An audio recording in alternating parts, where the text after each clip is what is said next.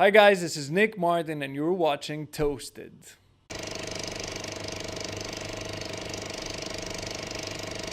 Hey, welcome to Amsterdam. This is not a small gig that you're playing. You're here with the Chainsmokers. What a great setup, man. Yeah, I'm excited. Yesterday we were at Cologne, but this is Amsterdam, capital of electronic music in my opinion in Europe, so very excited about tonight.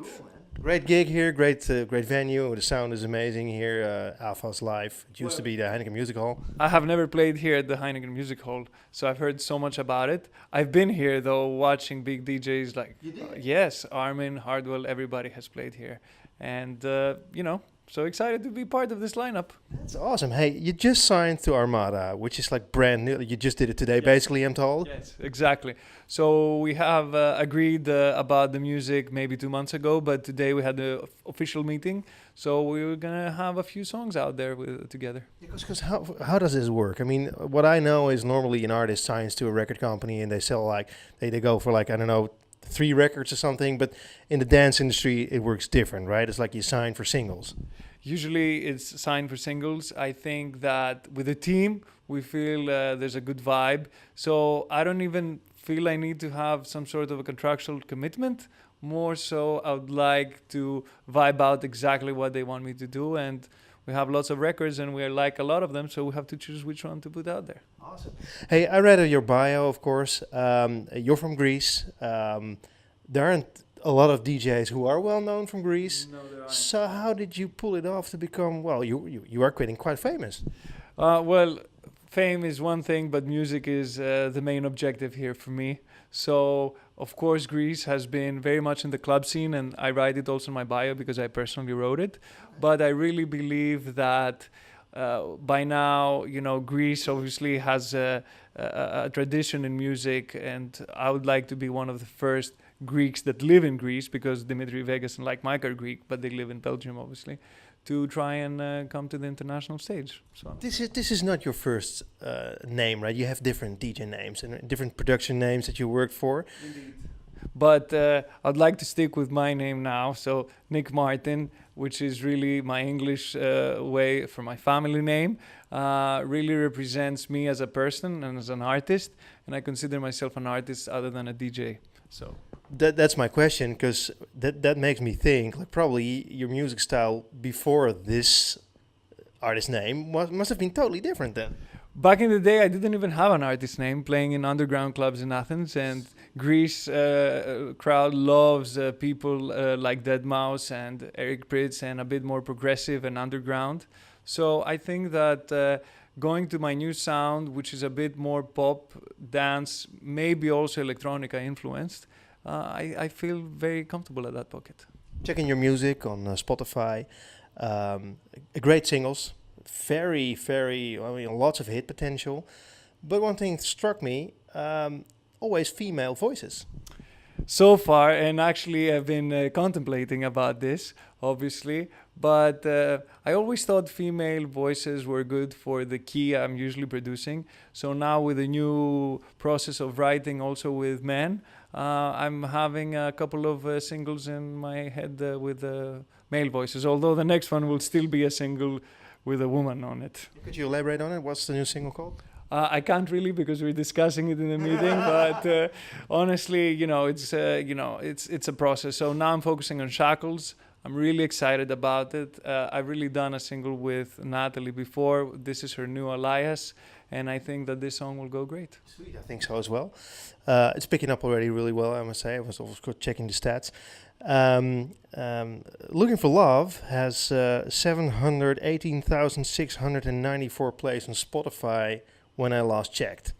That's amazing, man. And that's indie. So that was really produced by myself, and obviously written with the same team of writers. We wrote Shackles, and I went the indie route. Of course, I believe now with Armada that 700 and something thousand can be easily 7 million, obviously. So I think that Armada is my home for now, and I'm really excited to watch this release grow. You told me just now you're working with a team. How does that work, and how many people are in that team? Because, I mean, a lot of hit songs that are produced these days, maybe 25 people work on them, before the single is finished. So with how many people do you work? I think what's difficult for people to understand maybe sometimes is a big hit has, as you said, 10 or 12 writers on it.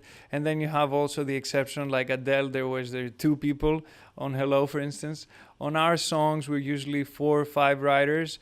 I'm basically the head producer, and then obviously we have people from the US where the mother tongue is English, and obviously, you know, the lyrics, especially in LA based, the lyrics are very much today, as the Chainsmokers actually have had huge success because their lyrics are honest and they're about real life, and they are very much relating to the kids and the young adults' lives. So I think that's where I'm trying to get at too, where the lyrics says it all.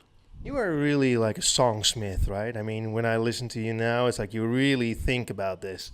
Oh yes, of course, and I'm actually been DJing since I was 14 years old. So I'm a drummer in my school band, and then I quit and I started DJing on vinyl. And obviously, as I grew in Greece and the scene was huge there, you know, Tiesto, Armin van Buuren, and everybody was coming to DJ there. And I was DJing up to 2004, where I stopped, went to college and did my business degree. And then when I came back, worked, and by 2011 I picked it up again. And then since then I started producing and learning, and I'm at this point where I've done a lot of things DJing, and I want to evolve into an artist. So you really need to know your music to do that. I mean, you can be a DJ and an artist, right? I mean, you separate this. As far as you're concerned, probably being an artist is writing the music yourself. If I would sing on a microphone like Drew from the Chainsmokers does, probably gonna break the glass, so I wouldn't do that. But when I say an artist, I'm very much into the music. So obviously there will be some medium, a DJ set will be played. Maybe I'll have some MIDI triggers like Madden does and Porter Robinson does, but I would be definitely focusing on DJing at the same time that I'm going to bring my featured artists, obviously, and try to make it a bit more interactive, a bit more live. So that's where I'm trying to go. Let me see. Of course, the Shackles is just right out. I was going through your music, and I was also going through your social media. There's a lot of pictures of you with women, actually. Of course, Tiger Lily, who's stunning, and there's a nice one of Nervo in the private plane. So yeah, I've been in the last 5 years. You make friends, and I've had the fortune to meet some of these gorgeous-looking ladies. Of course, they're all my friends, and especially the Nervo sisters. They're really awesome, and they have been really mentoring me many times. I've played for them at Ushuaia, and you know, we just had a gig together, so we shared the jet to go there, and it was an amazing time because we're playing music to each other. Feedback, obviously, from such acclaimed artists is very important. So I love them. They're the best. They're also really, I think, really smart in their production. You know, I mean, they really set out and really think about their productions. And of course, they're great songsmiths as well. So probably that's why it's a great combination. Exactly. And also they're on Armada now. So this is very exciting. I'm playing one of their songs tonight called Alone. And I'm tweeting them and I'm saying, oh, here I'm playing your song tonight again. So if you see this, I love you guys. Well, the cool thing is, actually, we did an interview with them on that couch during Amsterdam Dance Event. So, I mean, it's a small world. Indeed, indeed. Okay, let me see. I saw another picture of you on Machu Picchu. I mean, was it a holiday or did you play in Peru and then you decided you had to go to see it? No, actually, I've been playing in Brazil sometimes. My favorite place there, obviously, the Green Valley, like everyone else. I've played there and try to do some holiday in a place where it's not so close to Greece. It's a good opportunity. Hey, you issued a couple of singles. You are an artist, as you said. And me, as a music lover, it's nice to hear singles, but I want an album. And to my chagrin and demise, a lot of my favorite artists don't release albums anymore, especially in the dance scene. What's your opinion on this? So I really think that albums, and we saw it very recently with Flume and Skin, where he won the Grammy, and I really think he deserved it.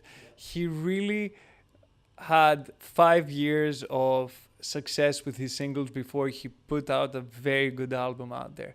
So I think that it would be also a little bit premature for me to make a whole album, because I honestly don't think that all 10 songs will be amazing. I think that after a couple of hits, I think I'll have the energy and I will know more of what to do to produce an album.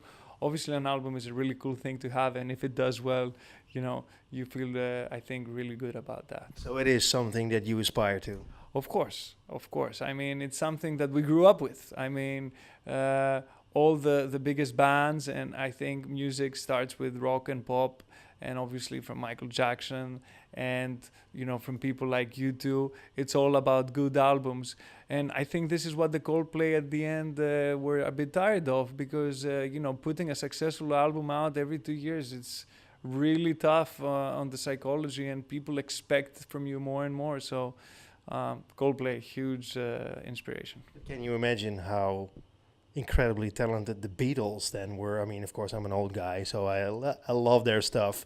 And I mean, to come to think of it, that they were around for 6 years and they released like 7 albums, which were all like mind-blowing. Well, it's Max Martin and McCarthy. So it says it all. The guy knows how to write hits. And I think that the Beatles obviously were so groundbreaking at the time. And obviously after was Doors. So I think those type of people, I mean, I cannot even associate with, because they're gods really on earth when it comes to music. They also started off as normal people, and of course, you're in the middle of growing, and you never know where it's going to be. I mean, you never know where it's going to take. I saw a picture of you actually in the studio where Michael Jackson did record. Exactly, and that's the reason actually I rented that studio in LA, and it's funny because in that studio you bump into Kygo, which is a friend. You bump into the Chainsmokers engineer trying to tweak something. There's 7 studios in one roof. And the Michael Jackson room, as they call it, is where they have the big orchestra room and the piano. And up at the attic, it's even still, Michael Jackson little puppets and couch and everything. So I think it's all about the vibe and the inspiration. We really write the songs there, but I really finish the production in my studio, because quite funnily, it has a better sound, because that studio is from 1970. No way. Hey, what holds the near future for you? You're signed to Armada, which is fantastic. You're probably going to play a lot more live now, right? I'd like to play a lot, actually, but I'm refraining from it a little bit, because I see a lot of friends, artists that are on the road all the time, and sometimes a lot of time goes by, they get drained out, and actually their music ideas are not flowing. For me, I have the objective of being out there, being in the big cities like Amsterdam once, twice in a year, and put together a good show, rather than, playing every weekend, every city, country, or venue. So I'd like to be a little bit more selective and focusing on the music. So that's why the artist profile. So where can we see you, I mean, in summer? Where will you be? Are there any big festivals that you're going to be at? I'm Greek, so Europe is my place. I will usually be in the US between September and May, and mostly the summer I'd like to be in Ibiza, of course, and I love Ushuaia. I love the day shows, really, and that's why I love the show today. Sometimes, in Greece and in places in Europe, you start DJing at 3 o'clock. It's getting tiring when you're touring. So my favorite choice would be, I would say, Ibiza, Ushuaia, and in Greece, home turf, Cabo Paradiso in Mykonos. I've DJed there with all my good friends, DJs, Axel, Ingrosso, David Guetta. I mean, the Chainsmokers were there last year. That's where we connected, and it's a great place. And Mykonos is a great island. So we have to go to Mykonos to see you. Probably that's the best place to see you. Yeah, I mean, it's kind of it will look silly on the interview that I'm promoting my own country, but I really think that you have Ibiza, which is the center of the European, let's say, DJ in the summer, and then you obviously have Mykonos, which is a bit the alternative. But the problem with Mykonos is it's not so inexpensive. In Ibiza, you can go from the UK with a cheap flight, stay in a cheap hotel, and have an amazing time. The problem with Mykonos, to be honest with you, it is a place where money gets sucked out of you, and I think that's the only negative. But the water is uncomparable. I mean, during the day, there's so much more to do than Ibiza, and. I was tired of Ibiza anyway, so let's go to Mykonos. I hope I see you there. Hey, thanks so much for your time. And thank you so much. I really appreciated talking to you.